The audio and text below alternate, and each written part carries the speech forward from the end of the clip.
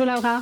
Bonjour. On est ravis de vous avoir aujourd'hui chez nous, dans nos bureaux, pour nous parler de la Bodega Catena Zapata, cette magnifique propriété en Argentine, en appellation Mendoza.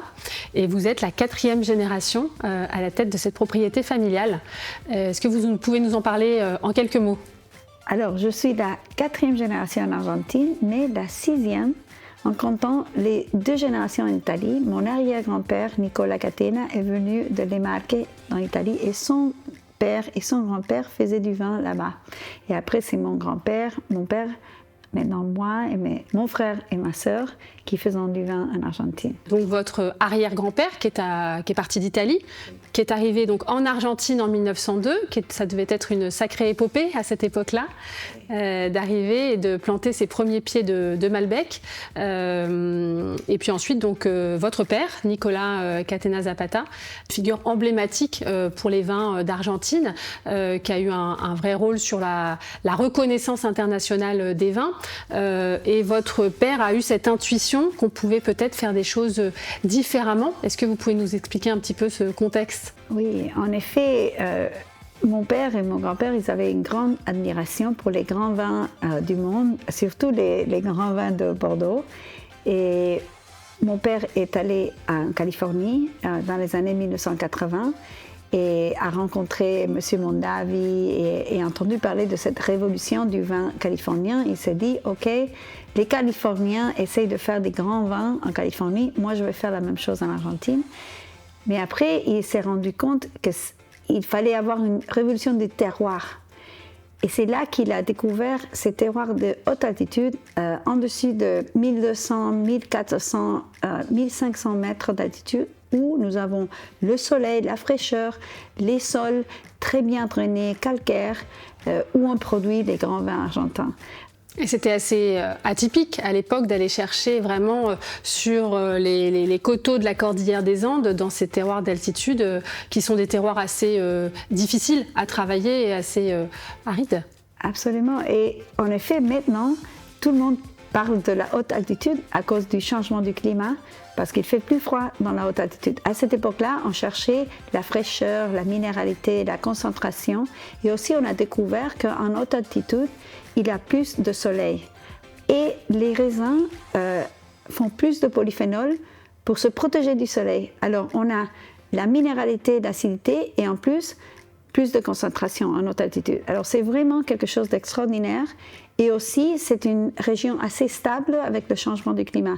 Oui, parce que le Malbec, donc c'est un cépage qui est très sensible, a une maturité assez tardive. Et comment vous le travaillez justement à la Bodega Catena Zapata? Bon, alors, nous avons du Malbec planté dans différentes altitudes. Alors, parfois, nous faisons un Malbec d'une parcelle. Nous avons par exemple le Adriana Mundus, qui est un vin très rare d'une parcelle de 1,4 hectares de sélection massale planté en 1992. C'est un vin qui vieillit comme le plus grand vin du monde. Moi j'adore ce vin. On a la chance d'avoir sur la place de Bordeaux. Oui, et c'est floral, c'est fin, mais c'est concentré. À mon avis, c'est comme l'épitomie du grand Malbec, mais qui vient d'un terroir à presque 1500 mètres. Après, vous avez des assemblages où vous avez un Malbec à 1000 mètres, à 1200 mètres, à 1400 mètres, des massales. Vous faites l'assemblage, vous avez l'acidité de la haute altitude et peut-être la concentration un peu plus d'alcool de la plus basse altitude. Et ça fait un assemblage que j'appelle notre Chanel No. 5. Parce que c'est un assemblage d'arômes, de saveurs. Sur un même cépage, assemblé en fonction des différents... Mais c'est des vignobles qui sont très proches l'un de l'autre, mais des climats très différents. Alors ça fait un vin très parfait, parce qu'il y a un peu de tout. Alors on peut faire les deux choses en Argentine. On peut faire un single vineyard, un single parcelle, et on peut faire un assemblage très délicieux. Aujourd'hui, Laura, vous faites donc partie de les nouvelles générations aux manettes de la propriété Bodega Catena Zapata. Quelle est votre feuille de route pour les prochaines années, la direction que vous avez envie d'apporter? Oui, en effet, notre nom Catena en italien veut dire chaîne. Et moi, je me considère une partie d'une chaîne, une toute petite maillon de cette chaîne. Un maillon de cette chaîne, parce qu'en effet, j'ai le même objectif que mon père, qui est d'élever la région argentine pour les vins. Toute la région, pas seulement Catena, parce que nous allons tous ensemble. Alors c'est pour ça que j'ai fondé le Catena Institute, on fait des recherches, on partage toutes les recherches, on a partagé toutes nos sélections massales de plantes, toutes les connaissances on partage avec tous les autres producteurs en Argentine, parce qu'on veut élever notre région. Et d'être sur la place, c'est un peu une partie de ce projet, d'être vendu parmi les meilleurs vins du monde. C'est important pour l'Argentine, non pas seulement pour Catena Zapata. Et la transmission, d'ailleurs, on peut la voir à travers différents livres que vous avez écrits.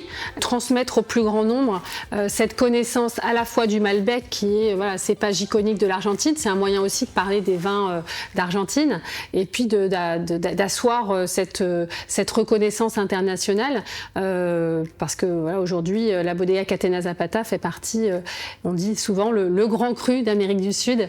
Donc il y a cette reconnaissance internationale qui est bien installée quand même. Oui, et en effet, je voudrais que plus de personnes viennent en Argentine et faire l'expérience de notre pays et nos vins dans notre pays. À défaut de venir vous voir, on va commencer par déguster vos vins. C'est ça. Je vous invite à passer à la dégustation, puisqu'on avait la chance aujourd'hui de déguster Nicolas Catena Zapata 2004. Donc on a hâte de découvrir ce merveilleux vin. Merci.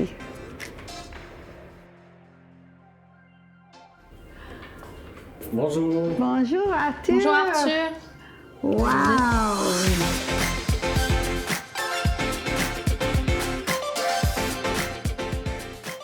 Je vous ai préparé ce plat pour aller avec le château Catena Zapata du millésime 2004. Donc c'est un agneau de lait dans l'esprit d'un asado corado d'Argentine. Donc avec des épices douces, un compoté de pruneau au vin rouge avec un peu d'ail, une pulpe de topinambour, pareil aux épices avec café et poudre de topinambour, avec un petit jus corsé qui ira bien avec ce plat. Wow. C'est merveilleux. Superbe, ça donne envie de déguster. Oui, absolument. L'agneau, c'est vraiment parfait avec le Malbec parce qu'il y a du umami, il y a de l'herbacé dans l'agneau et la douceur des tanins du Malbec et la fraîcheur, c'est vraiment parfait. Ça nous donne envie de voyager. Ouais. Ça nous emmène directement en Argentine. Ouais. Et il faut venir pour faire l'asado. L'asado argentin, c'est notre mot pour le barbecue.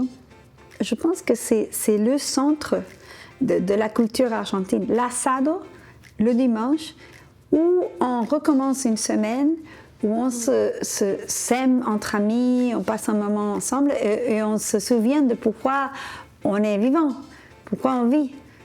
Et toujours, il y a du Malbec dans l'asado. Alors, c'est plus qu'un vin. C'est toute une culture qui est dans ce cépage, dans ce vin et dans l'asado, que vous avez très bien fait, Arthur. Merci beaucoup. Salud. Salud, on dit en Argentine. Salut.